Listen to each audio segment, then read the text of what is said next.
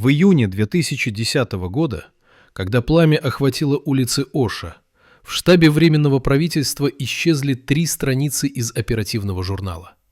Эти страницы содержали переговоры между исполняющим обязанности министра внутренних дел Болотом Шером и командирами на местах, записи которых велись каждые 15 минут в самую критическую ночь кыргызской истории. Когда через месяц журнал передали в следственную комиссию, на месте записей с 22 часов до часа ночи зияли пустые страницы с оборванными краями. Свидетели утверждают, что видели эти записи своими глазами.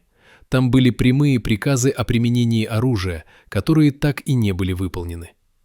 Кто вырвал эти страницы из журнала? Что именно скрывали эти записи? И самое главное, почему приказы генерала Шера не дошли до бойцов на улицах горящего города, хотя радиосвязь работала исправно? Болот Шер был человеком, который прошел через все круги советской военной школы. Служил в Афганистане, знал цену каждой секунде промедления в критической ситуации. Когда 7 июня вечером к нему в кабинет ворвался запыхавшийся офицер с докладом о первых столкновениях в Махале Шарк, генерал уже держал в руках телефонную трубку. На линии был Бишкек. Разговор длился 7 минут, и те, кто находился в соседней комнате, слышали только обрывки фраз. «Не могу гарантировать. Нужны четкие полномочия.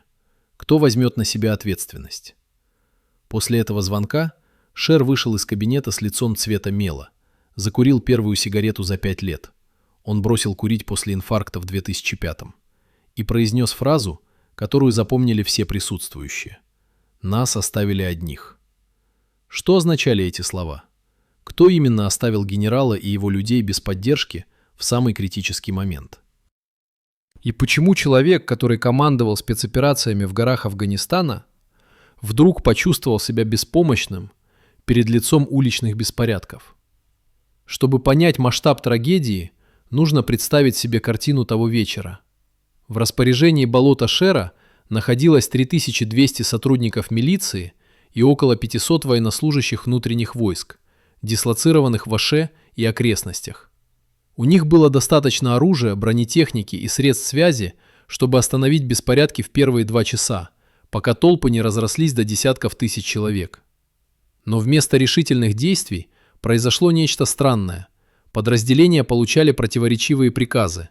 Одни группы выдвигались к очагам конфликта и тут же получали команду отступить. Другие стояли в казармах в полной боевой готовности, но без разрешения покинуть территорию. Офицеры на местах названивали в штаб каждые 10 минут, требуя ясности. Имеют ли они право открывать огонь на поражение? Ответа не было. Радиоэфир заполнился отчаянными голосами командиров, которые видели, как горят дома, как громят магазины, как избивают людей, и не могли ничего сделать, потому что ждали того самого приказа, который так и не прозвучал. Почему генерал Шер, известный своей решительностью, вдруг превратился в человека, парализованного сомнениями? Что его остановило? Страх перед политическими последствиями или прямой запрет сверху? Существует документ, о котором почти никто не знает. Служебная записка за подписью заместителя министра обороны, датированная 8 июня, 9 часами утра. В этой записке, адресованной руководству Временного правительства, содержится фраза, которая объясняет многое.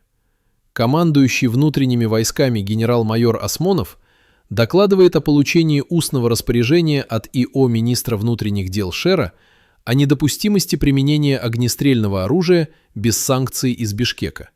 Прошу подтвердить или опровергнуть данное распоряжение в письменном виде. Эта записка так и не получила официального ответа, но она доказывает главное. Болот Шер действительно отдавал приказы, но эти приказы блокировались на каком-то уровне выше. Кто именно во Временном правительстве имел полномочия отменять распоряжение министра внутренних дел в чрезвычайной ситуации? И почему этот человек или группа людей предпочли позволить городу гореть, вместо того, чтобы дать силовикам зеленый свет на жесткие действия? Теперь давайте обратимся к экономической стороне вопроса, которая редко упоминается в официальных отчетах. Болот Шер в те дни получал зарплату исполняющего обязанности министра – около 30 тысяч сомов в месяц, что по курсу 2010 года составляло примерно $650.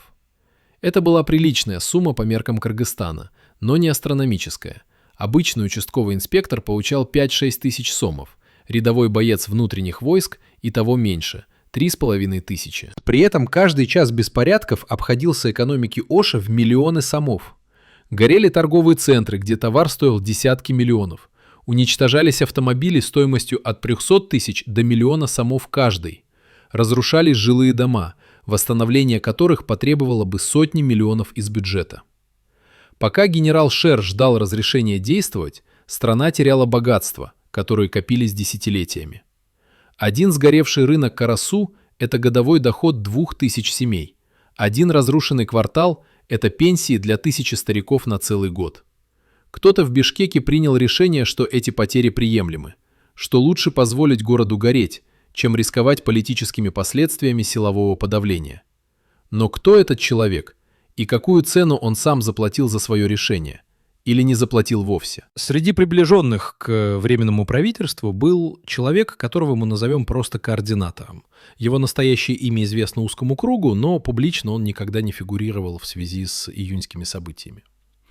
Этот человек занимал должность советника по вопросам безопасности и имел прямой доступ к руководству страны.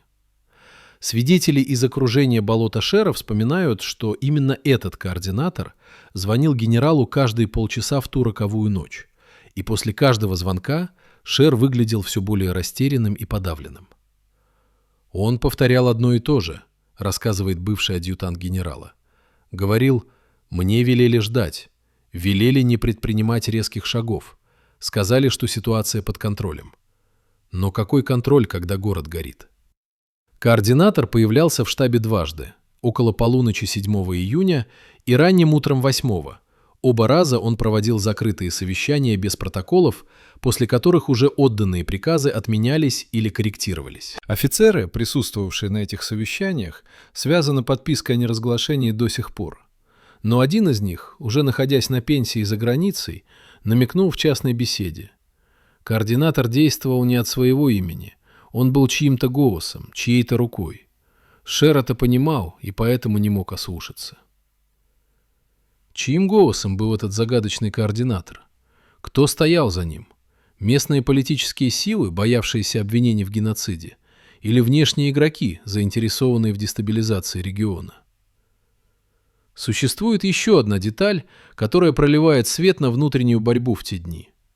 В личном сейфе болота Шера, который был вскрыт после его отставки в 2011 году, нашли диктофонную кассету с записью телефонного разговора. Запись велась скрытно, что было нарушением протокола, но генерал, видимо, хотел обезопасить себя на случай, если его сделают козлом отпущения. На пленке слышен мужской голос, спокойный и властный, который говорит Шеру примерно следующее. «Болот, ты военный. Ты понимаешь, что любое применение силы сейчас будет использовано против нас. Международное сообщество ждет повода назвать нас диктатурой. Если твои люди откроют огонь, завтра мы все окажемся в Гааге. Потерпи до утра. Мы вводим комендантский час. Привлекаем миротворцев». Шер отвечает, и в его голосе слышно отчаяние. «К утру город сгорит дотла. Дайте мне хотя бы право на предупредительный огонь, на разгон водометами». Голос на том конце провода твердит свое. «Нет, только оцепление, только переговоры. Это приказ». После этих слов следует долгая пауза, а затем Шер произносит фразу, которая звучит как приговор самому себе. «Я выполню приказ, но запомните, кровь будет на ваших руках, не на моих». Кто был тот человек на другом конце провода? Почему он так боялся международной реакции, что готов был пожертвовать целым городом? И самое странное, почему эта запись так и не была представлена Следственной комиссии, хотя могла бы снять с генерала Шера значительную часть обвинений? Теперь представьте себе картину.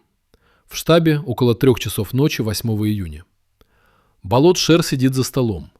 Перед ним карта Оша, утыканная красными флажками. Каждый флажок обозначает очаг пожара или место столкновений. Флажков уже больше 40, и они продолжают появляться. В углу комнаты стоит телевизор, по которому крутят кадры с мобильных телефонов. Горящие дома, бегущие люди, крики, выстрелы.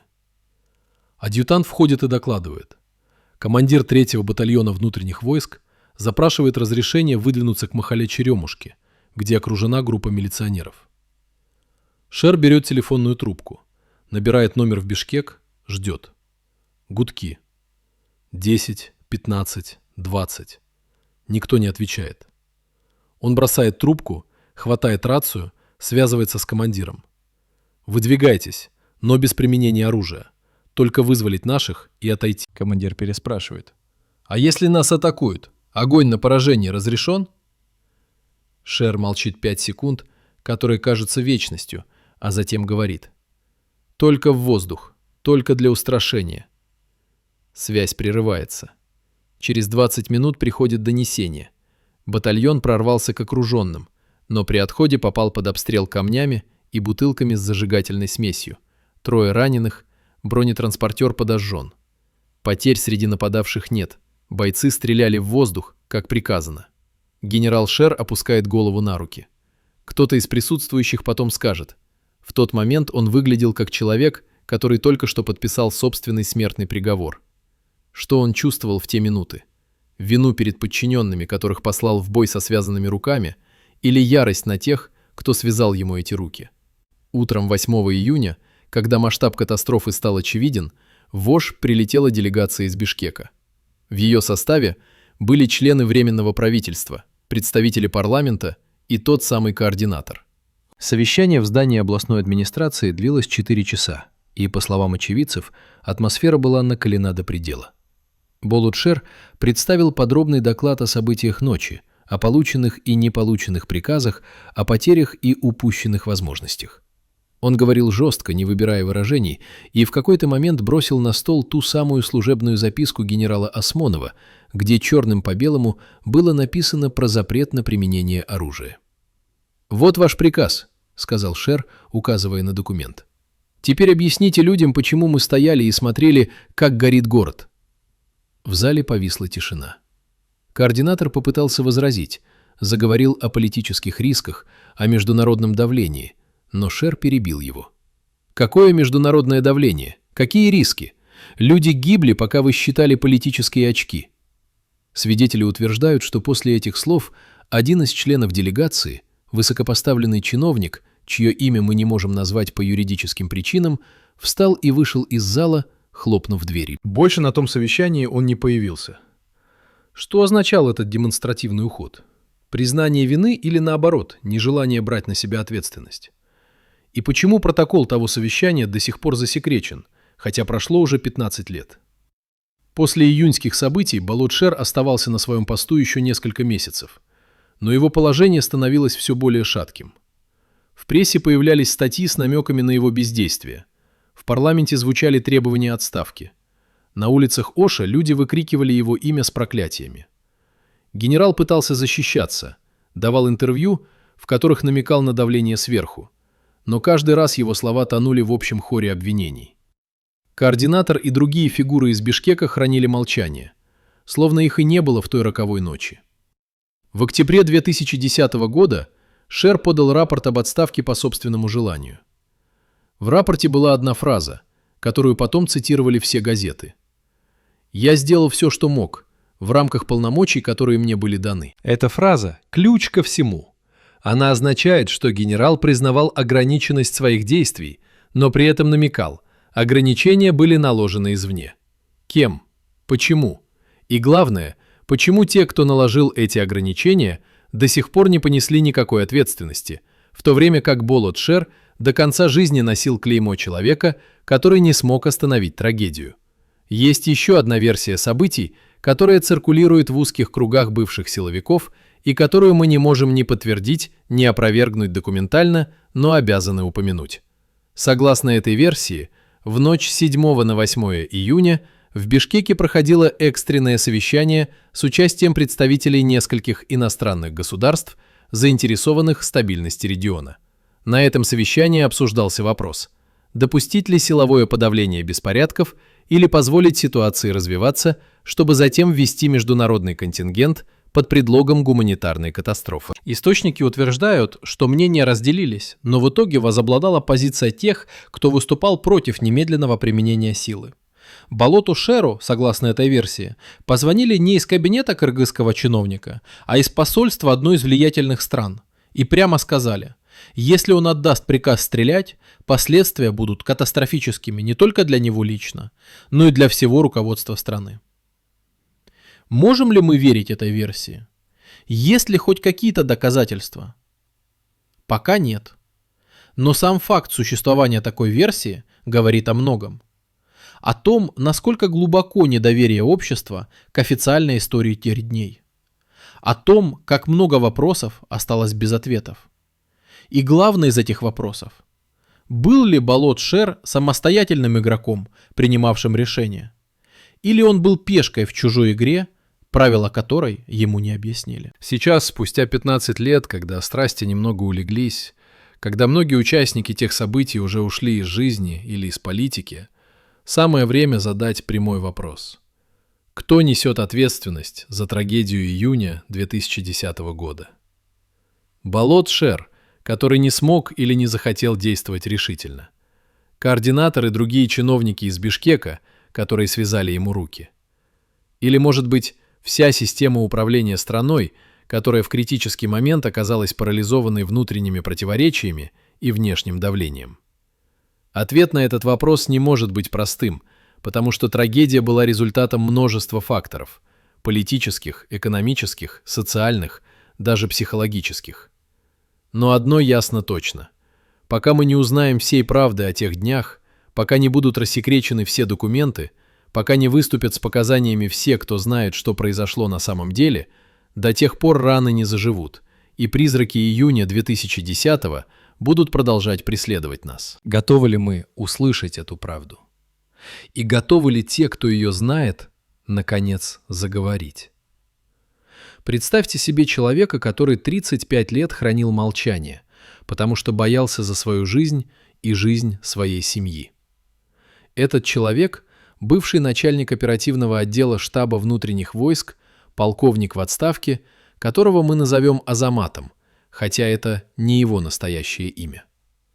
Впервые за все эти годы он согласился встретиться с нами в небольшой квартире на окраине Бишкека, где сейчас живет один, вдали от бывших сослуживцев и журналистов. Руки его до сих пор дрожат, когда он достает из старого портфеля пожелтевшие листы, копии документов, которые он тайно сделал в ту роковую ночь, предчувствуя, что однажды ему придется доказывать свою невиновность. «Я видел все своими глазами», — говорит Азамат, и голос его срывается.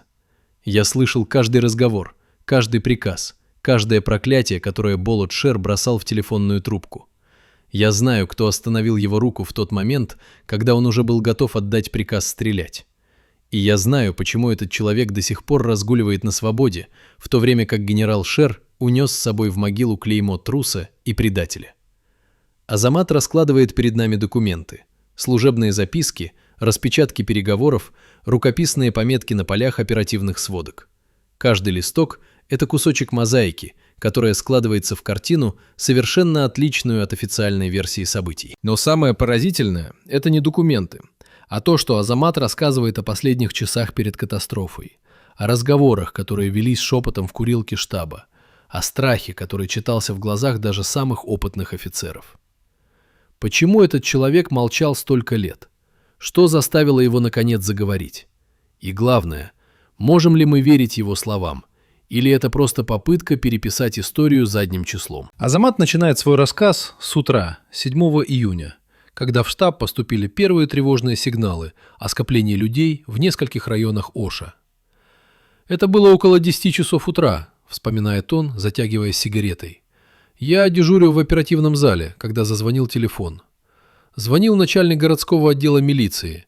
Говорил, что на рынке Карасу собирается толпа, человек 300, может больше. Они скандируют лозунги, размахивают палками. Я сразу доложил генералу Шеру. Он выслушал, кивнул и сказал: «Держите меня в курсе. Каждые 15 минут докладывайте обстановку». Я спросил: «Товарищ генерал, может, стоит выдвинуть наряды для превентивных мер?»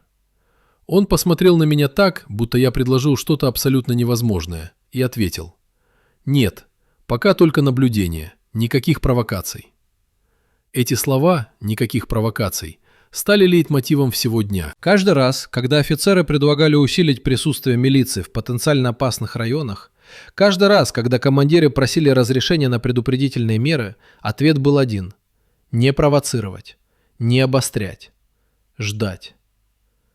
Но ждать чего? Азамат качает головой. Мы ждали приказа из Бишкека. Шер не мог действовать самостоятельно, потому что утром ему позвонили и сказали любые действия согласовывать с центром. Кто звонил? Он не назвал имени, но потому как он разговаривал, было ясно. Это кто-то очень высокопоставленный, кто-то, кому нельзя возразить. Кто был этот человек из Бишкека, чей голос имел такую власть над генералом, прошедшим Афганистан и десятки спецопераций? И почему Балот Шер, известный своей независимостью и прямотой, вдруг превратился в послушного исполнителя чужой воли? К вечеру 7 июня ситуация вышла из-под контроля. Толпы разрослись до нескольких тысяч человек, начались первые поджоги, первые избиения, первые жертвы. Азамат вспоминает, как около 8 часов вечера в штаб ворвался командир спецназа внутренних войск, майор, чье имя полковник просят не называть. Он был весь в пыли, лицо красное от ярости, рассказывает Азамат. Он подошел прямо к генералу Шеру и сказал, не стесняясь в выражениях: «Товарищ генерал, мои бойцы готовы. Дайте команду, и через 2 часа мы наведем порядок. Но если будем ждать еще, завтра будет поздно». Шер посмотрел на него, и я увидел в глазах генерала что-то, чего никогда раньше не видел. Растерянность, почти отчаяние. Он сказал: «Майор, я понимаю, но у меня нет полномочий. Я жду звонка». Майор не выдержал, ударил кулаком по столу. «Какого звонка? Люди гибнут, а мы ждем звонка?» Шер встал, подошел к окну, постоял молча минуту, потом обернулся и сказал тихо, но так, что все услышали: «Если я отдам приказ без санкции, завтра меня расстреляют как мятежника, а вас вместе со мной. Вы этого хотите?» Эти слова – ключ к пониманию того, что происходило в ту ночь. Болот Шер боялся не столько ответственности за жертвы среди мирного населения, сколько обвинений в превышении полномочий, в самоуправстве, в попытке военного переворота. Кто внушил ему этот страх? Кто убедил генерала, что решительные действия будут расценены как мятеж? И самое главное, был ли этот страх обоснованным, или это была психологическая ловушка, в которую его заманили специально? Около полуночи в штаб наконец позвонили из Бишкека. Азамат был в 2 метрах от генерала Шера, когда тот снял трубку. «Я не слышал, что говорили на том конце провода», — вспоминает полковник. «Но я видел лицо Шера. Сначала он слушал молча, кивал, потом начал возражать. Но ситуация критическая. Нет, уже не сотни, тысячи. Да, есть жертвы, точное число не знаю, связь с районами прерывается». Потом он замолчал, слушал долго, минуты 3 или 4, и лицо его становилось все бледнее. Наконец он сказал: «Понял, выполню». Положил трубку, сел в кресло и закрыл лицо руками. Мы все стояли и ждали. Через минуту он поднял голову и произнес: «Господа офицеры, нам приказано не применять оружие ни при каких обстоятельствах. Только оцепление. Только переговоры. Водометы можем использовать, но стрелять нет. Даже в воздух нет. Таков приказ». В зале повисла мертвая тишина. Кто-то из офицеров выругался вполголоса, кто-то просто вышел, хлопнув дверью. Азамат остался и спросил то, о чем думали все.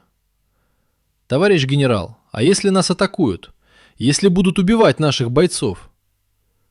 Шер посмотрел на него пустыми глазами и ответил: «Тогда отступаем.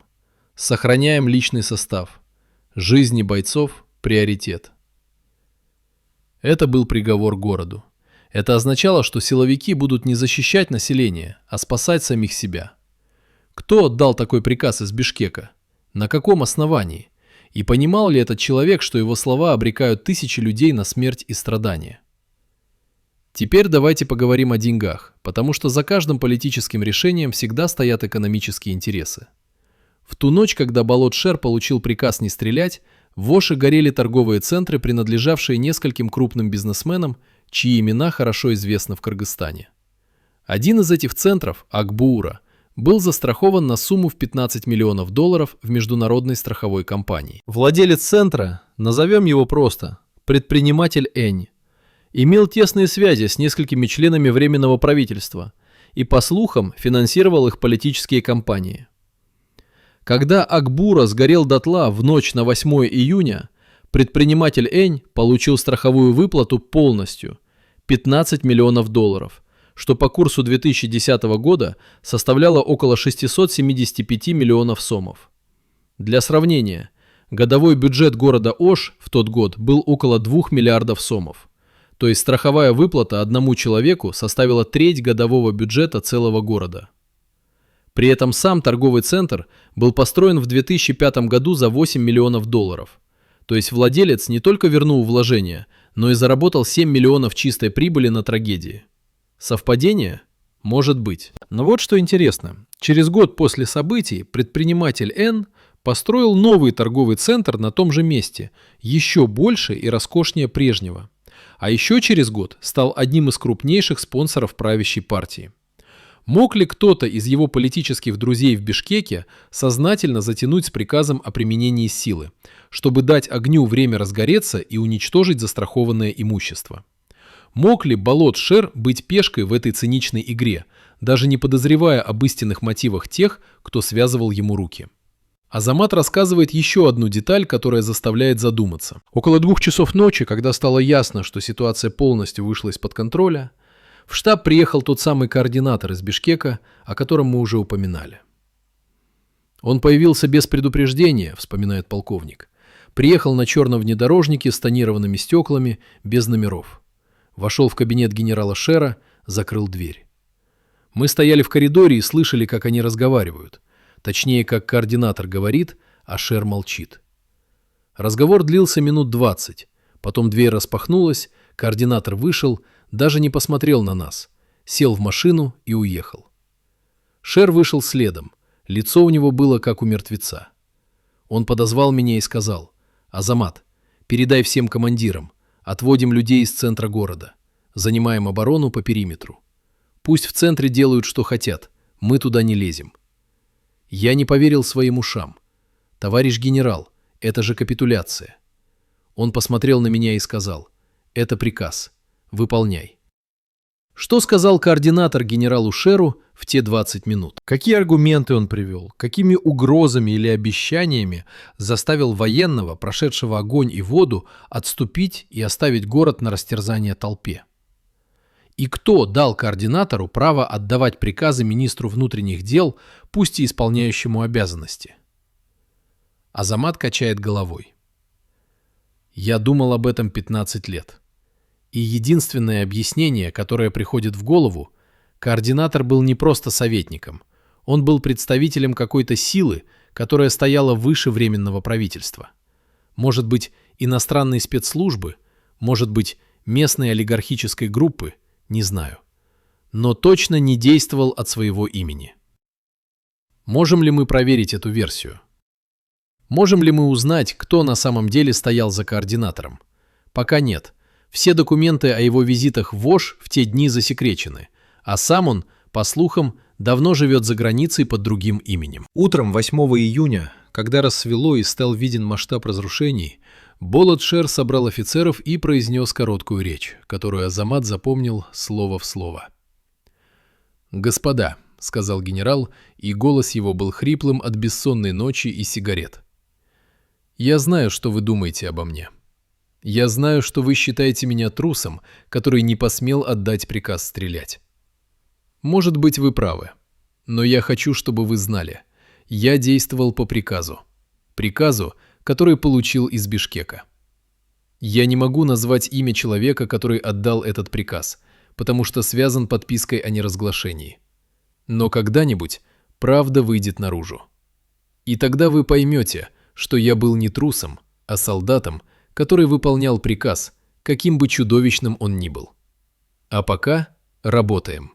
Спасаем тех, кого еще можно спасти.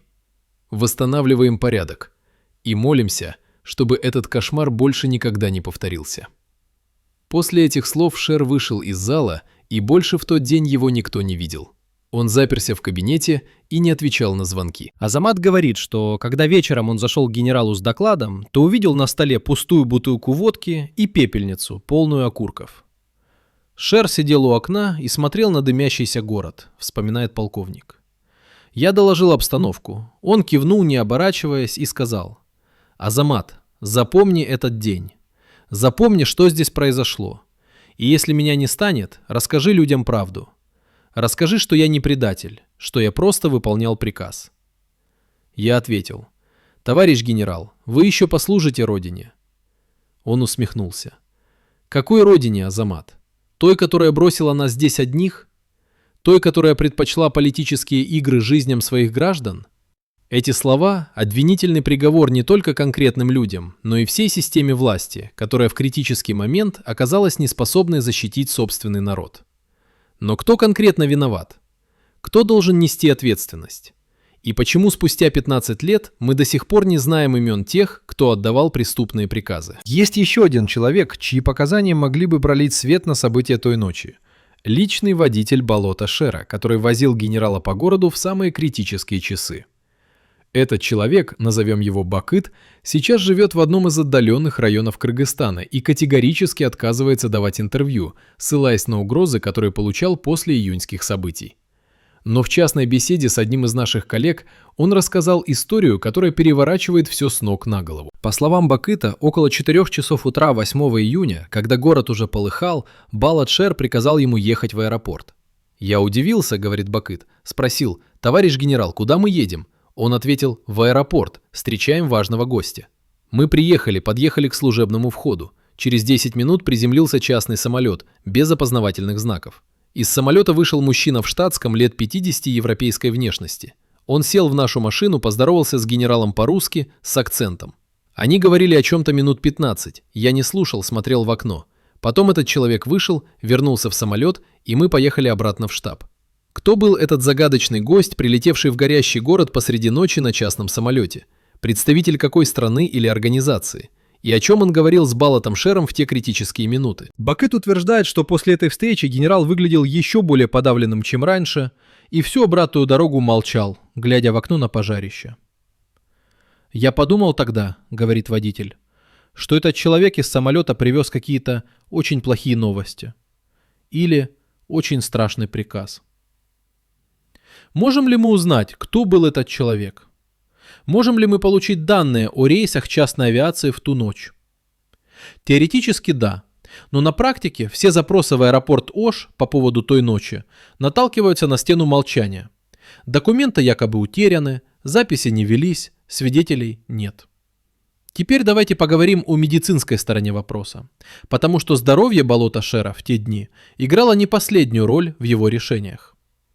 Как мы уже упоминали, генерал перенес инфаркт в 2005 году и с тех пор находился под наблюдением кардиолога. Его личный врач, которого мы назовем доктор С, рассказывает, что в июне 2010 года состояние Шера резко ухудшилось.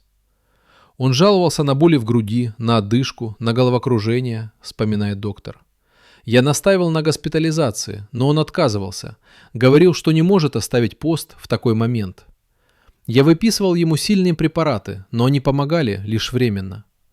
В ночь с 7 на 8 июня я дежурил рядом с ним в штабе, потому что боялся, что у него случится повторный инфаркт. Несколько раз я делал ему инъекции, чтобы снять боль и поддержать сердце. Он был на грани физического и психологического истощения. Доктор С. утверждает, что в таком состоянии Болот Шер просто не мог принимать взвешенные решения, что его суждения были затуманены болью и лекарствами. «Я не оправдываю его», — говорит врач, «но я хочу, чтобы люди понимали, он был не просто под давлением сверху, он был на пределе своих физических возможностей. Любой другой человек на его месте уже лежал бы в реанимации». Может ли это объяснить нерешительность генерала?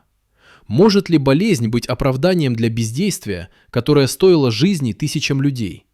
Или это просто попытка найти смягчающие обстоятельства для человека, который не справился со своей задачей? Доктор С. качает головой. «Я не знаю, я просто врач. Но я видел, как он страдал, и я видел, как он плакал, когда утром 8 июня ему доложили о числе жертв. Это были не слезы труса. Это были слезы человека, который понимал, что его использовали, что его сделали козлом отпущения. Кто использовал больного генерала? Кто сознательно поставил на ключевой пост человека, который физически не мог справиться с нагрузкой? И не было ли это частью плана выбрать слабое звено, которое можно будет потом обвинить во всех грехах? Существует еще одна загадка, связанная с теми днями. Загадка исчезнувших записей переговоров. Как мы уже говорили, из оперативного журнала были вырваны 3 страницы. Но это не единственные пропавшие документы. Азамат рассказывает, что в штабе велась аудиозапись всех телефонных переговоров генерала Шера. Это была стандартная практика для высших офицеров в чрезвычайных ситуациях. Записи велись на цифровой диктофон, который стоял в кабинете генерала и автоматически включался при каждом звонке. «Я сам настраивал эту систему», — говорит Азамат. «И я знаю, что все разговоры той ночи были записаны. Но когда через неделю следственная комиссия запросила эти записи, оказалось, что диктофон исчез. Просто исчез из кабинета, и никто не знает куда. Генерал Шер сказал, что не брал его. Охрана клялась, что никого постороннего в кабинет не пускала, но диктофона не было. Кто украл эти записи? Кто боялся, что они станут достоянием общественности?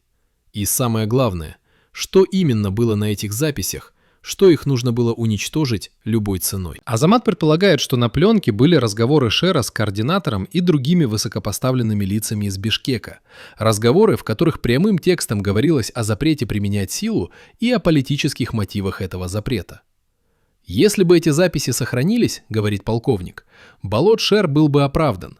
Все бы услышали, что он действовал по приказу, что он умолял дать ему разрешение остановить бойню, но ему отказывали. Но записей нет, и теперь его слово против слова тех, кто сидит в Бишкеке и делает вид, что ничего не знает. Можем ли мы найти эти записи? Можем ли мы надеяться, что кто-то сделал копию и однажды придаст ее огласке? Азамат пожимает плечами. Я надеюсь, но прошло 15 лет и ничего не всплыло.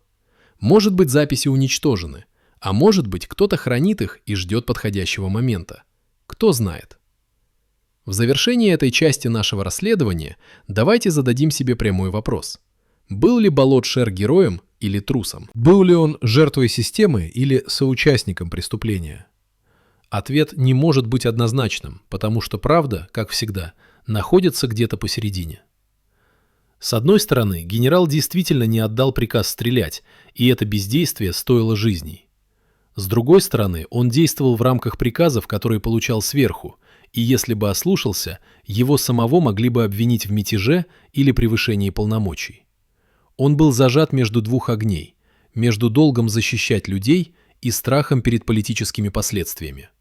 Он был болен, измотан, находился под чудовищным давлением. Но значит ли это, что он невиновен?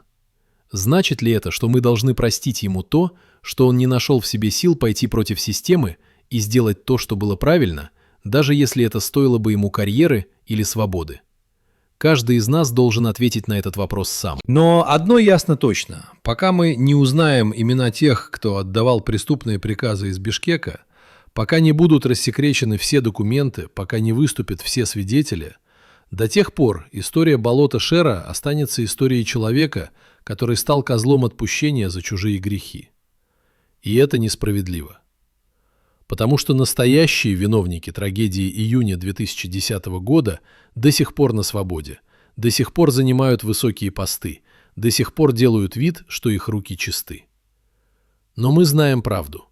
И рано или поздно эта правда выйдет наружу. Вопрос только в том, доживем ли мы до этого дня. Вообразите себе подземный бункер под зданием правительства в Бишкеке, о существовании которого знали лишь 12 человек в стране. Этот бункер был построен еще в советские времена, в 70-х годах прошлого века, как убежище на случай ядерной войны. Но после распада Союза его переоборудовали под нужды новой власти. Там разместили защищенный командный пункт с системами связи, архивами особой важности и комнатой для экстренных совещаний. В ночь 7 на 8 июня 2010 года, когда Ош полыхал, в этом бункере собралась группа людей, чьи имена никогда не фигурировали в официальных протоколах тех дней. Среди них были 2 члена Временного правительства, 3 генерала службы безопасности, представитель крупнейшего банка страны и тот самый координатор, который позже приезжал к болоту Шеру. Охранник, дежуривший у входа в бункер той ночью и согласившийся поговорить с нами на условиях полной анонимности, вспоминает. Они спустились около полуночи, все вместе, молча. Лица напряженные, никто не разговаривал. Совещание длилось почти 3 часа. Я стоял наверху, но слышал, как они кричали друг на друга. Звукоизоляция там не идеальная. Один голос повторял: «Мы не можем позволить себе андижан», другой возражал: «Но мы теряем контроль». Потом все стихло, и через полчаса они вышли. Координатор сразу сел в машину и уехал в сторону аэропорта. Что означала фраза про Андижан, город в соседнем Узбекистане, где 5 годами ранее силовики расстреляли демонстрацию, что привело к международному скандалу и санкциям? Боялись ли эти люди повторения той ситуации настолько, что готовы были пожертвовать целым городом? И кто конкретно принял решение связать руки болоту Шеру? Один человек или вся группа коллективно, чтобы потом никто не мог указать пальцем на конкретного виновника? Существование этой секретной группы объясняет многое из того, что казалось необъяснимым. Болот Шер получал приказы не от одного человека, а от целой структуры, которая действовала в тени, без протоколов и официальных документов. Эта группа, по сути, была теневым правительством, принимавшим ключевые решения в критические моменты, и Временное правительство, которое мы видели по телевизору, было лишь фасадом, за которым скрывалась настоящая власть. Бывший сотрудник службы безопасности, которого мы назовем Тимур, рассказывает. Эта группа существовала с апреля 2010 года, сразу после революции. Ее создали, чтобы координировать действия силовых структур в обход официальной бюрократии, потому что Временное правительство было слишком разобщенным и слабым. Но постепенно эта группа превратилась в монстра. Она начала принимать решения, которые касались не только безопасности, но и экономики, политики, даже кадровых назначений. И никто не мог ее контролировать, потому что официально она не существовала. Тимур утверждает, что именно эта группа приняла решение не давать болоту Шеру разрешения на применение силы. И мотивы были не только политические, но и экономические. Некоторые члены этой группы имели финансовые интересы в Аше, говорит он осторожно, выбирая слова. Они владели недвижимостью, бизнесами, которые были застрахованы на большие суммы. Пожары были им выгодны. Я не говорю, что они специально организовали беспорядки, но они точно не спешили их останавливать. Можем ли мы проверить эти обвинения? Можем ли мы узнать, кто именно входил в эту секретную группу и какие активы они имели в Аше? Теоретически да. Достаточно поднять реестры собственности и страховые выплаты за 2010 год. Но на практике все попытки получить эти данные наталкиваются на отказ под предлогом коммерческой тайны или государственной безопасности. Кто защищает этих людей даже спустя 15 лет? И почему никто из журналистов или следователей не смог пробить эту стену молчания? Теперь давайте поговорим о том, что происходило с самим болотом Шером в те месяцы после июньских событий. Потому что его физическое и психическое состояние было прямым следствием той роли, которую его заставили сыграть. Доктор С., его личный врач, вспоминает. После 8 июня я видел, как он угасает буквально на глазах. Он почти не спал, отказывался от еды, курил по 2 пачки в день. Давление скакало от 140 на 90 до 200 на 120. Я предупреждал его: если не остановишься, не проживешь и года. Он смотрел на меня и говорил: «Доктор, какая разница? Я уже мертв. Меня убили той ночью. Просто тело еще не знает об этом». Врач настаивал на госпитализации, но Шер отказывался, боясь, что его отстранят от должности, и он не сможет защищаться от обвинений. «Он говорил мне, — продолжает доктор, — что если уйдет сейчас, его сразу назначат виновным, повесят на него всех собак. Он хотел остаться, чтобы бороться, чтобы доказать свою невиновность. Но организм не выдерживал». В августе 2010 года у Шера случился микроинсульт. Он потерял сознание прямо в кабинете, его увезли в больницу, но через 3 дня он вернулся на работу, хотя левая рука еще плохо слушалась. «Я умолял его взять отпуск хотя бы на месяц», — говорит доктор С. Но он твердил одно: «Не могу. Если уйду, они меня уничтожат». Кто эти «они», которых так боялся генерал? Члены секретной группы? Политические противники? Или просто призраки собственной совести, которые не давали ему покоя? Доктор качает головой. Я не знаю. Но я видел человека, который медленно умирал от чувства вины и беспомощности. Это была не просто болезнь тела. Это была болезнь души. И никакие таблетки тут не помогали. Врач достает из папки медицинскую карту Шера. Пожелтевшие листы, исписанные мелким почерком с печатями и подписями. «Вот, смотрите», — показывает он на одну из записей. 19 сентября 2010 года. Диагноз – хроническая сердечная недостаточность, гипертония 3 степени, депрессивное расстройство. Рекомендовано стационарное лечение, полный покой, психотерапия. Пациент отказался от госпитализации. Эта запись – медицинское свидетельство того, что Болот Шер был сломлен не только морально, но и физически. Можем ли мы судить человека, который находился в таком состоянии? Можем ли мы требовать от него героизма, когда его собственное тело отказывалось служить ему?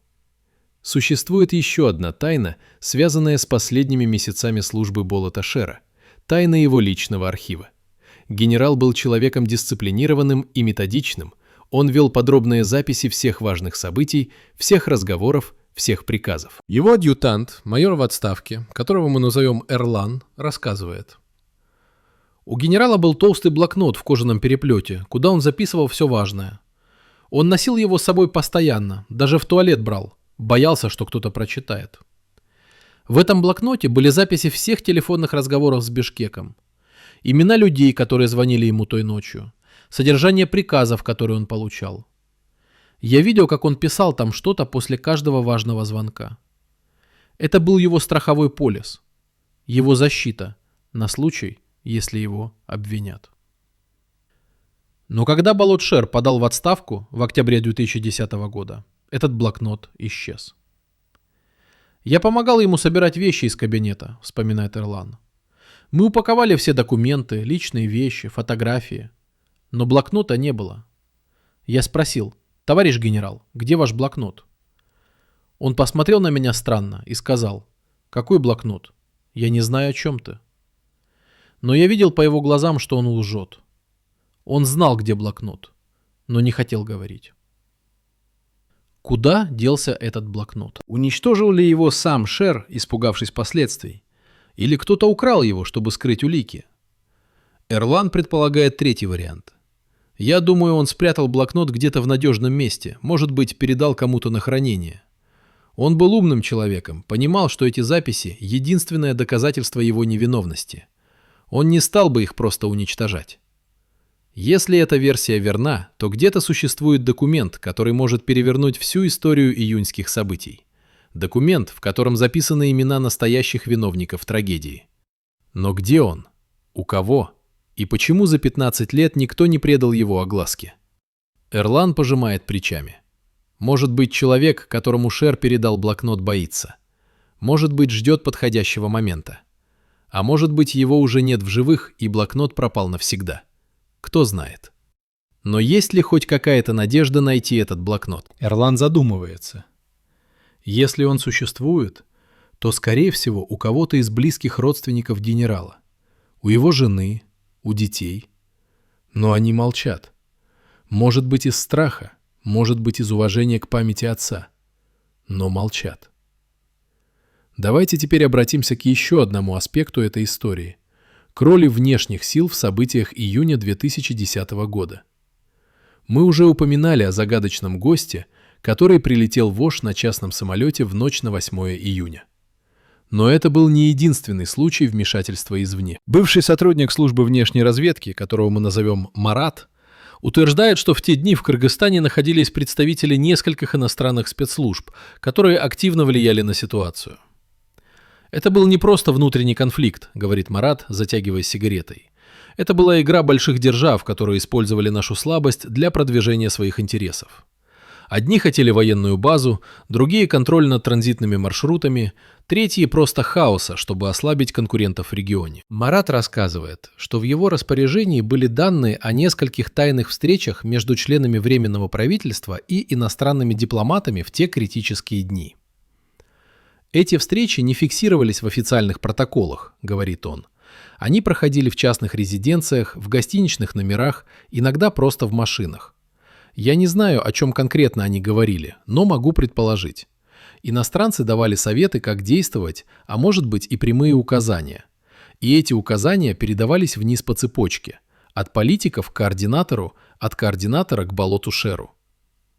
Можем ли мы проверить эту информацию? Можем ли мы получить доступ к данным спецслужб о тех встречах? Марат усмехается. Вы серьезно? Эти данные засекречены на 50 лет минимум. Никто вам их не даст. Да и сами участники тех встреч либо молчат, либо отрицают все. Но я знаю, что видел. И я знаю, что внешнее давление было.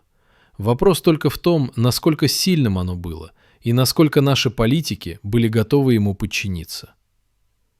Если эта версия верна, то получается, что Болот Шер был не просто пешкой в игре местных политиков, но и жертвой большой геополитической игры, в которой судьба одного города и тысяч людей значила меньше, чем интересы великих держав. Это страшная мысль, но она объясняет многое, и нерешительность Временного правительства, и странные приказы, которые получал генерал, и исчезновение документов, и молчание свидетелей. Потому что если правда выйдет наружу, пострадают не только местные политики, но и репутация целых государств, которые предпочитают оставаться в тени. Теперь давайте поговорим о том, что происходило в самом Оше в те дни. На улицах, где разворачивалась трагедия. Потому что там тоже были свои тайны и свои секреты. Один из командиров милиции, майор в отставке, которого мы назовем Нурлан, рассказывает историю, которая проливает свет на то, почему беспорядки разрослись так быстро и почему их было так трудно остановить. «Мы патрулировали район Шарк вечером 7 июня», — вспоминает Нурлан.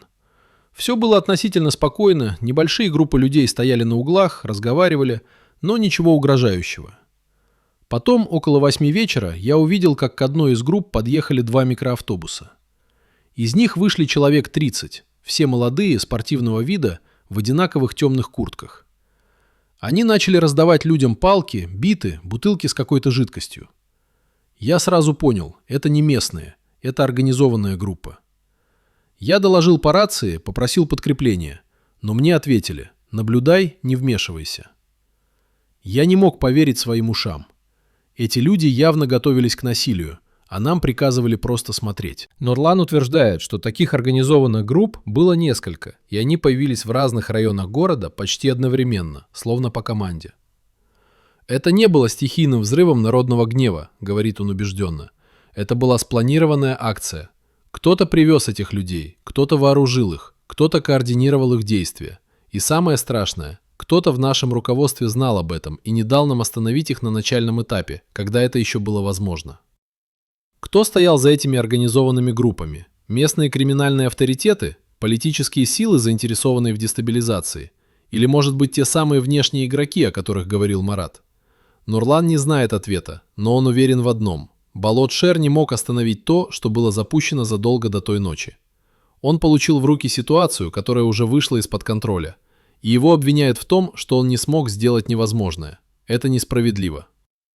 Можем ли мы найти тех людей в темных куртках? Можем ли мы выяснить, кто их послал и кто за ними стоял? Нурлан качает головой. Они исчезли так же быстро, как появились. После 8 июня их никто не видел, словно растворились в воздухе.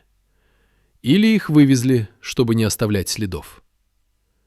Существует еще один документ, о котором почти никто не знает, но который может пролить свет на истинные мотивы тех, кто принимал решение в ту ночь. Это внутренняя аналитическая записка Службы безопасности, датированная 10 июня 2010 года, то есть через 2 дня после начала беспорядков. В этой записке, копию которой нам удалось получить от анонимного источника, содержится анализ экономических последствий событий и прогноз политических выгод для различных групп влияния. Один из абзацев этой записки звучит так. Согласно предварительным оценкам, материальный ущерб от беспорядков составляет от 800 миллионов до 1 миллиарда 200 миллионов сомов. Основные потери понесли представители узбекской общины, владевшие торговыми объектами в центральных районах города. Страховые выплаты по уничтоженному имуществу составят около 300 миллионов долларов, что создает возможности для перераспределения собственности в пользу групп, связанных с текущим руководством. Этот холодный, циничный расчет показывает, что кто-то уже на второй день после трагедии думал не о жертвах и не о справедливости, а о том, как извлечь выгоду из катастрофы. Кто писал эту записку? Для кого она предназначалась? И самое главное, означает ли это, что беспорядки были не просто допущены, но и использованы как инструмент экономического передела? Мы не можем утверждать это наверняка, потому что один документ – это еще не доказательство заговора. Но он заставляет задуматься. А что, если вся трагедия была не случайностью, не результатом межэтнической розни, а тщательно спланированной операцией, в которой Болат-Шер был лишь удобным козлом отпущения, а настоящие организаторы остались в тени, пожиная плоды чужих страданий? В последние месяцы своей службы Болат-Шер несколько раз пытался добиться встречи с высшим руководством страны, чтобы лично изложить свою версию событий и предоставить доказательства того, что он действовал по приказу. Его секретарь, женщина средних лет, которую мы назовем Гульнара, вспоминает. Он писал письма, звонил, просил аудиенции, но каждый раз получал отказ под разными предлогами. То руководство занято, то не время, то вопрос будет рассмотрен позже. Он очень переживал, говорил мне: «Гульнара, они меня избегают, они боятся, что я скажу правду».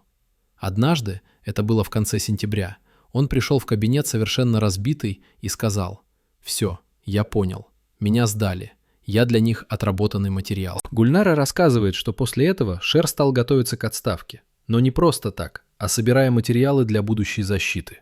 Он копировал документы, записывал на диктофон свои воспоминания, составлял списки свидетелей, говорит она. Он говорил, что если его попытаются судить, он будет защищаться до конца, будет называть имена, предъявлять доказательства. Он не собирался молча принимать вину за чужие грехи. Но когда Шер подал в отставку и покинул кабинет, все эти материалы исчезли. Я помню, он упаковал их в большую коробку, запечатал скотчем и унес с собой, вспоминает Гульнара. Я спросила: «Товарищ генерал, куда вы их денете?» Он улыбнулся грустно и сказал: «В надежное место. Пусть полежат, пока не придет время». Но время так и не пришло. Через год его не стало, а коробка так и не нашлась. Где эта коробка сейчас? У родственников? В каком-то тайнике? Или ее уничтожили те, кто боялся разоблачения? Гульнара не знает, но она уверена. Если эта коробка существует, в ней правда. Вся правда о том, кто виноват в трагедии июня 2010 года. И я молюсь, чтобы однажды кто-то нашел ее и предал огласке. Болат-Шер заслуживает справедливости, даже если ее придется ждать десятилетиями. Теперь давайте зададим себе самый важный вопрос. Что мы можем сделать сегодня, спустя 15 лет после трагедии, чтобы восстановить справедливость и узнать правду? Первое. Требовать рассекречивания всех документов, связанных с июньскими событиями. Второе. Настаивать на создании независимой комиссии, которая заново расследует обстоятельства тех дней без политического давления. Третье. Защитить свидетелей, которые готовы говорить, но боятся за свою жизнь и жизнь своих близких. Четвертое. Не позволить забыть имена жертв и не позволить переписать историю в угоду тем, кто хочет скрыть свою вину. Болат-Шер мертв, он не может защищаться. Но мы живы, и мы можем требовать ответов. Мы можем задавать неудобные вопросы. Мы можем не давать покоя тем, кто думает, что время залечит раны и сотрет память. Потому что пока жива память, жива и надежда на справедливость. А вы готовы присоединиться к этому поиску правды? Готовы ли вы требовать ответов от тех, кто до сих пор молчит? Или вы предпочтете забыть, как забыли многие, и позволить истории повториться? Представьте себе, что вы один из 15 человек, чьи имена записаны в секретном списке, обнаруженном в личном сейфе высокопоставленного чиновника через 3 года после июньских событий. Этот список, написанный от руки на обычном листе бумаги без заголовка и даты, содержал фамилии генералов, политиков и бизнесменов. Всех тех, кто, по мнению автора списка, знал слишком много о реальных причинах трагедии и мог стать угрозой для тех, кто стоял за кулисами. Имя болота Шера стояло в этом списке третьим, сразу после 2 членов Временного правительства, которые внезапно скончались при загадочных обстоятельствах в 2011 и 2012 годах. Рядом с каждым именем стояли пометки «Контролировать», «Изолировать», «Нейтрализовать». Рядом с именем Шера было написано «Максимальный риск разглашения, требуется постоянное наблюдение». Этот документ случайно попал в руки журналиста оппозиционного издания, который попытался опубликовать его, но через неделю редакция получила судебный иск о клевете, а сам журналист был вынужден покинуть страну. Копия списка, однако, сохранилась, и сегодня мы можем задать вопрос: кто составил этот список? Кто имел власть и ресурсы, чтобы контролировать и нейтрализовать неугодных свидетелей? И самое страшное, сколько людей из этого списка действительно были нейтрализованы, а их смерти списаны на болезни, несчастные случаи или самоубийства. Одним из ключевых имен в этом списке было имя человека, которого мы до сих пор называли просто координатором. Теперь пришло время раскрыть его настоящую роль в событиях июня 2010 года. Этот человек, назовем его Искендер, хотя это не его подлинное имя, занимал должность советника по национальной безопасности при Временном правительстве, но его реальное влияние простиралось гораздо дальше официальных полномочий. Бывший коллега Искендера, работавший с ним в одном департаменте и согласившийся говорить только на условиях полной анонимности, рассказывает. Искендер был человеком, который никогда не появлялся на публике, не давал интервью, не фигурировал в новостях, но именно он контролировал информационные потоки. Именно через него проходили все критически важные решения. У него были связи везде – в спецслужбах, в бизнесе, в криминальных структурах, даже в иностранных посольствах. Когда началась заварушка в Аше, именно Искендер взял на себя координацию действий, оттеснив официальное руководство. Он звонил болоту Шеру каждый час, диктовал, что делать и чего не делать. Шер пытался возражать, но Искендер каждый раз напоминал ему о последствиях неповиновения. Не прямыми угрозами, а намеками, которые звучали еще страшнее. Что это были за намеки? Коллега вспоминает один разговор, который он случайно подслушал. Искендер говорил кому-то по телефону: «Генерал должен понимать, что у него семья, дети, внуки. Мы не хотим, чтобы они пострадали из-за его неразумных действий». Это не было прямой угрозой, но смысл был ясен. Если Шер ослушается, пострадает не только он сам, но и его близкие. Можем ли мы проверить эту информацию? Можем ли мы найти записи тех разговоров? Коллега качает головой. Искендер был профессионалом. Он никогда не оставлял следов. Все важные разговоры вел с личного телефона, который менял каждую неделю. Все встречи проходили в местах без камер наблюдения. Он знал, как работать в тени, и он преуспел в этом. Где сейчас Искендер? Коллега пожимает плечами. Говорят, он уехал за границу сразу после отставки Временного правительства. Говорят, живет в одной из европейских стран под другим именем. Но это только слухи.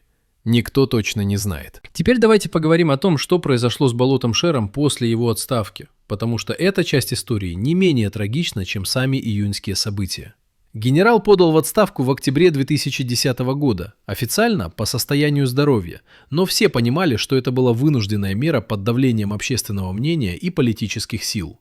После отставки Шер практически исчез из публичного пространства. Он не давал интервью, не появлялся на мероприятиях, не общался с бывшими коллегами. Его бывший адъютант Эрлан вспоминает.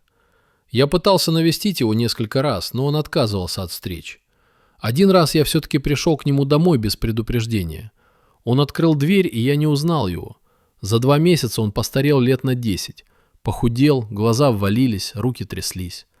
Он впустил меня, мы посидели, попили чай, но он почти не разговаривал, только смотрел в окно. Я спросил: «Товарищ генерал, как вы себя чувствуете?»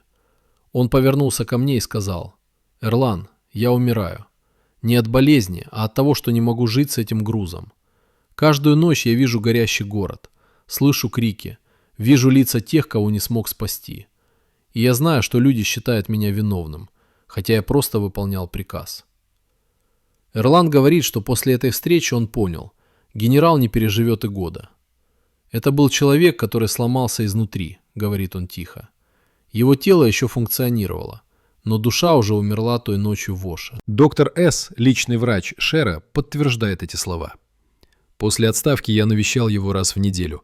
Он отказывался от лечения, говорил, что нет смысла. Он принимал таблетки только когда боль становилась невыносимой. Остальное время просто лежал и смотрел в потолок. Я пытался уговорить его поехать на лечение за границу. Там были хорошие клиники, которые могли бы помочь. Но он отказывался. Зачем? Чтобы прожить еще год в этом аду? Нет, спасибо. В марте 2011 года состояние Шера резко ухудшилось. У него случился обширный инфаркт. Его госпитализировали, но спасти не удалось. Он ушел из жизни 23 марта в возрасте 58 лет. На похоронах присутствовало всего несколько десятков человек. Родственники, несколько бывших сослуживцев, никого из высшего руководства страны. Эрлан вспоминает. Это были самые грустные похороны, которые я видел. Человек, который отдал стране 35 лет службы, который прошел Афганистан, который пытался спасти Ош, был похоронен почти в забвении, как будто его никогда не было. И самое страшное, на его могиле нет ни слова о том, что он был генералом, что он служил Родине. Просто имя и даты. Как будто его вычеркнули из истории. Но история болота Шера на этом не закончилась. После его ухода из жизни начали всплывать детали, которые заставляют по-новому взглянуть на всю трагедию. Через полгода после похорон вдова генерала, женщина, которая все это время хранила молчание, неожиданно дала интервью небольшой региональной газете. В этом интервью она рассказала о последних месяцах жизни мужа, о его страданиях, о его попытках добиться справедливости. Но самое важное, она упомянула о письме, которое Болот Шер написал незадолго до смерти, и которое она обещала опубликовать, когда придет время. «Он писал это письмо 2 недели», — рассказывала вдова. «Каждый день садился за стол и писал, вычеркивал, переписывал. Он хотел, чтобы каждое слово было точным, чтобы не было недомолвок. Когда закончил, запечатал в конверт и сказал мне: «Если со мной что-то случится, отдай это журналистам. Пусть люди узнают правду». Но письмо так и не было опубликовано. Через неделю после интервью в дом вдовы пришли люди в штатском, представились сотрудниками службы безопасности и потребовали передать им все документы покойного генерала, включая письмо. Вдова отказалась, но на следующий день в дом проникли неизвестные и украли сейф, в котором хранилось письмо вместе с другими бумагами. Вдова подала заявление в милицию, но расследование ни к чему не привело. Воров не нашли, сейф не обнаружили. «Я знаю, кто это сделал», — говорила она в частной беседе с близкими. «Это были те же люди, которые сломали жизнь моего мужа. Они боялись, что письмо раскроет их имена, и поэтому уничтожили его». Существует ли копия этого письма? Вдова утверждала, что нет, что муж написал только 1 экземпляр. Но некоторые близкие к семье люди говорят, что Шер был слишком осторожным человеком, чтобы не сделать копию такого важного документа. Может быть, эта копия где-то существует, спрятанная в надежном месте, ожидая своего часа. А может быть, это просто надежда, которая помогает родным пережить утрату и несправедливость. Теперь давайте обратимся к самому болезненному вопросу, к вопросу о предательстве. Кто предал болото Шера? Кто использовал его как щит, а потом бросил на растерзание общественному мнению? Имя этого человека или группа людей до сих пор остается тайной. Но есть версия, которая объясняет многое. Согласно этой версии, предателем был не один человек, а целая система. Система, в которой каждый защищал свои интересы, перекладывая ответственность на нижестоящих. Временное правительство боялось международного осуждения и поэтому запретило применение силы. Координатор Искандер выполнял волю своих покровителей из бизнеса и политики, которые видели в беспорядках возможность для наживы. Генералы службы безопасности боялись обвинений в превышении полномочий и поэтому предпочли бездействие. А Болот Шер оказался в центре этой паутины, человеком, на которого все указывали пальцем, когда нужно было найти виноватого. Бывший сотрудник аппарата Временного правительства, которого мы назовем Талант, говорит: «Это была классическая схема – создать видимость управления, а на самом деле позволить ситуации развиваться, чтобы потом использовать последствия в своих целях. Шер был идеальной жертвой, военный, жесткий, не политик. Его легко было обвинить в жестокости или наоборот в слабости, в зависимости от того, что было выгоднее. И его обвинили, а те, кто реально принимал решения, остались в тени. Талант утверждает, что знает имена как минимум 5 человек, которые были в курсе плана использовать и слить болото Шера, но отказывается называть их, ссылаясь на опасность для себя и своей семьи. «Эти люди до сих пор у власти или близки к власти», — говорит он. «Они контролируют СМИ, суды, силовые структуры. Если я назову их имена, меня уничтожат. Не физически, может быть, но уничтожат мою репутацию, карьеру, жизнь. Я не герой. Я просто хочу дожить до старости в покое». Можем ли мы осуждать его за молчание? Можем ли мы требовать от обычного человека героизма, когда ставки так высоки? Каждый должен ответить на этот вопрос сам. Но факт остается фактом. Пока свидетели молчат из страха, правда остается погребенной, а виновные продолжают жить спокойно, зная, что их никто не тронет. Существует еще одна линия этой истории, которую мы не можем игнорировать. Линия семьи болота Шера. Его дети, которые на момент июньских событий были уже взрослыми людьми, пережили настоящий кошмар. Старший сын, офицер армии, был вынужден уволиться из-за давления со стороны командования. Ему прямо сказали, что с такой фамилией у него нет будущего в военной карьере. Дочь, работавшая учителем в школе, столкнулась с травлей со стороны коллег и родителей учеников. Ее обвиняли в том, что она дочь того самого генерала, который не остановил резню. Младший сын, студент университета, был исключен после того, как участвовал в акции протеста, требуя справедливого расследования июньских событий. Вдова генерала несколько лет не могла найти работу. Никто не хотел нанимать жену скандального генерала. Семья фактически оказалась в изоляции, и только поддержка нескольких верных друзей помогла им выжить в те тяжелые годы. Старший сын Шера, которого мы назовем Тимур-младший, говорит: «Мы заплатили за грехи, которых не совершали. Отец был честным человеком, он служил стране всю жизнь, а его память облили грязью. Нас сделали изгоями, и это несправедливо. Но мы не сдаемся. Мы собираем документы, свидетельства, мы ищем правду. И однажды мы докажем, что отец был не виновником трагедии, а ее жертвой». Тимур-младший показывает нам папку с документами. Это копии служебных записок, распечатки переговоров, фотографии, письма. «Это все, что нам удалось собрать за 15 лет», — говорит он. «Этого недостаточно для суда, но достаточно, чтобы поставить под сомнение официальную версию. Мы хотим, чтобы люди знали. Наш отец не был трусом, не был предателем. Он был солдатом, который выполнял приказ. И если кто-то виноват, то это те, кто отдавал этот приказ». Семья Шера планирует подать иск о реабилитации генерала, но пока не решается на этот шаг, опасаясь, что дело будет проиграно из-за политического давления. «Мы ждем момента, когда в стране изменится политическая ситуация, когда появится независимый суд, который не будет бояться власти», — говорит Тимур-младший. «Может быть, это произойдет через год, может быть, через 10 лет. Но мы дождемся. Память отца того стоит». Теперь давайте поговорим о том, что изменилось в Кыргызстане после июньских событий 2010 года. Потому что последствия той трагедии ощущаются до сих пор. Ош был восстановлен, сгоревшие здания отстроены заново, экономика города постепенно вернулась к нормальной жизни. Но раны в душах людей не зажили. Межэтническое доверие, которое строилось десятилетиями, было разрушено за несколько дней, и восстановить его оказалось гораздо сложнее, чем восстановить здание. Многие семьи покинули город, уехали в другие регионы или за границу, не в силах жить в месте, где потеряли близких. Те, кто остался, живут с памятью о той ночи, и эта память передается детям, внукам, создавая новые поколения людей, которые помнят обиду и недоверие. Политическая система страны тоже изменилась. Временное правительство ушло, пришли новые лидеры, но вопросы, поднятые июньскими событиями, остались без ответа. Кто виноват? Почему не было наказания? Почему документы засекречены? Эти вопросы звучат на каждой годовщине трагедии, но ответов нет.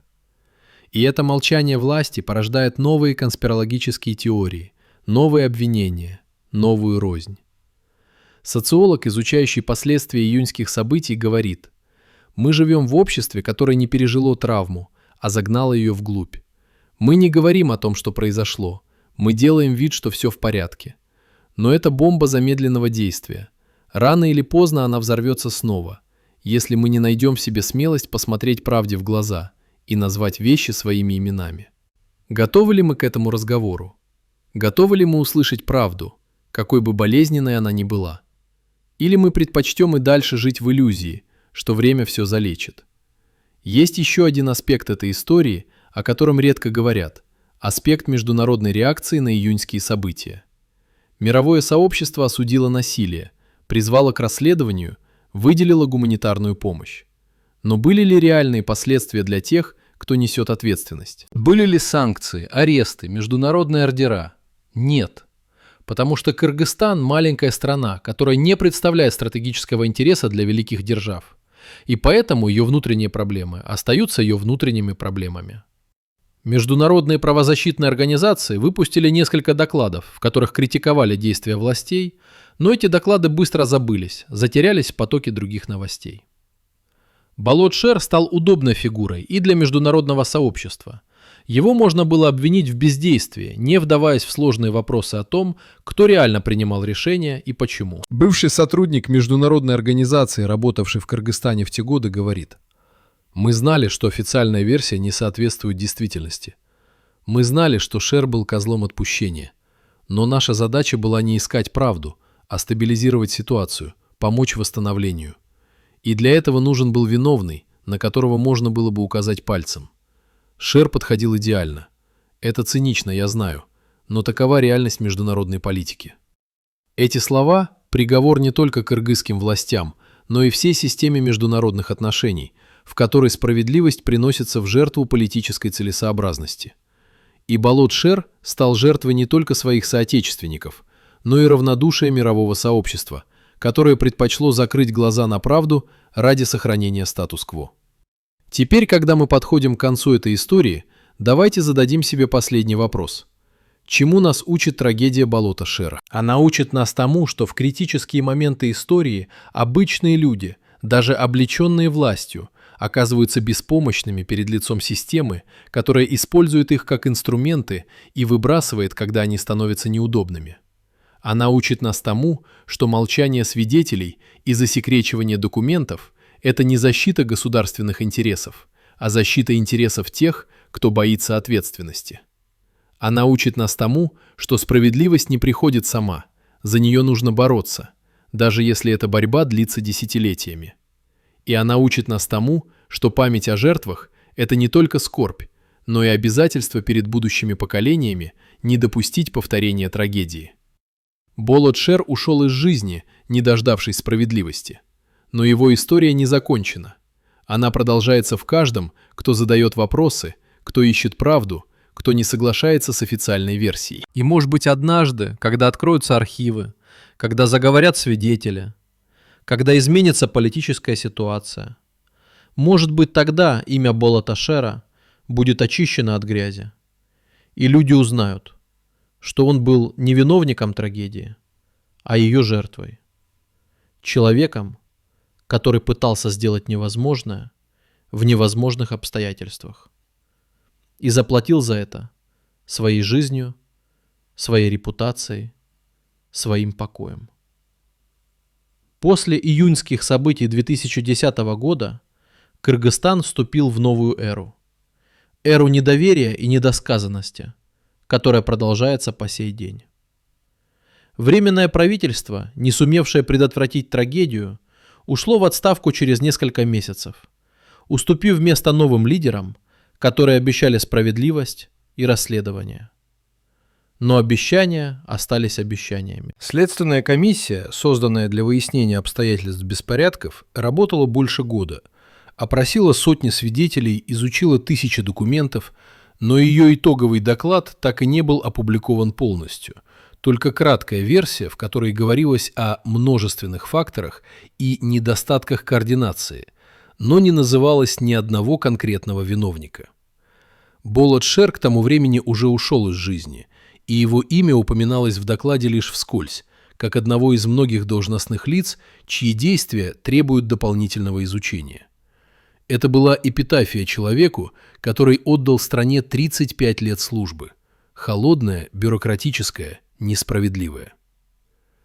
Координатор Искендер, как мы уже упоминали, покинул страну вскоре после смены власти и, по непроверенным данным, живет сейчас в одной из европейских стран, где занимается консалтингом в области безопасности. Его имя не фигурирует ни в одном официальном документе, связанном с июньскими событиями, и он никогда не давал комментариев по этому поводу. Члены секретной группы, собиравшиеся в бункере той ночью, разошлись по разным траекториям. Кто-то остался в политике, кто-то ушел в бизнес, кто-то эмигрировал. Никто из них не понес наказание, никто не был привлечен к ответственности. Они живут своей жизнью и, возможно, иногда вспоминают ту ночь, когда приняли решение, стоившее жизни тысячам людей. А может быть, и не вспоминают. Память человека устроена так, что неприятные воспоминания вытесняются, заменяются удобными объяснениями и самооправданиями. Город Ош восстановился внешне, но внутренние раны остались. Межэтнические отношения, которые до 2010 года были относительно спокойными, теперь напряжены. Люди живут рядом, но не вместе. Каждая община замкнулась в себе, храня память о своих жертвах и обвиняя другую сторону. Дети, родившиеся после 2010 года, растут в атмосфере недоверия, впитывая его с молоком матери. Это поколение, которое не видело трагедии своими глазами, но несет ее груз, потому что родители, бабушки и дедушки передают им свои страхи и обиды. Психологи говорят о трансгенерационной травме. Явление, когда травматический опыт передается от поколения к поколению, создавая замкнутый круг боли и мести. Разорвать этот круг можно только одним способом – правдой, открытым разговором, признанием вины и прощением. Но готово ли общество к этому? Готовы ли власти рассекретить документы, назвать имена, попросить прощения у жертв? Пока нет признаков того, что это произойдет в ближайшем будущем. Семья Болота Шера продолжает свою борьбу за реабилитацию его имени, но эта борьба идет медленно и трудно. Они сталкиваются с бюрократическими препонами, отказами в доступе к документам, молчанием свидетелей. Но они не сдаются, потому что для них это не просто юридическая процедура, а вопрос чести, вопрос справедливости для человека, которого они любили, и который не заслужил той участи, что выпало на его долю. Старший сын Тимур-младший говорит: «Мы не ждем, что власти сами признают свою вину. Мы знаем, что этого не произойдет. Но мы хотим, чтобы люди знали правду.